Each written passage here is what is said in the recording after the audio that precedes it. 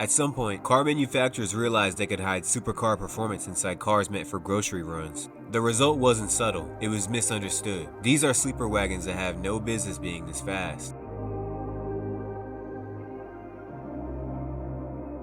This looks like something you'd ignore in traffic. Early 2000s Mercedes wagon, no drama, no presence. But Mercedes didn't build this to blend in. Under the hood is a supercharged V8 making over 460 horsepower. That was serious performance for its time, and instead of putting it in a coupe or a sports sedan, they put it in a full-size wagon. On purpose. So while other cars were trying to look fast, this thing was just being fast. If you line up next to one of these and don't know what it is, you're about to learn the hard way.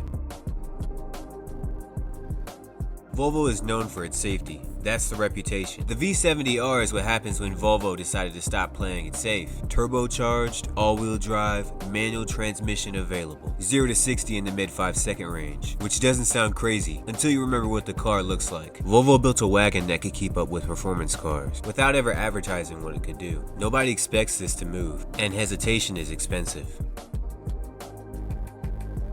This one doesn't even try to look fast. You could walk past this and never think twice. That's why it works. The 9.5 Aero Wagon came with a turbocharged 4-cylinder making around 250 horsepower, but numbers don't tell the whole story here. What mattered was torque, and this thing had a lot of it, early. It pulls hard on the highway, keeps pulling longer than you expect, and it does it without making a scene. And the reason people forget these exist is because Saab never tried to sell an image. They just built it. If you lose to this, there's no excuse, just confusion.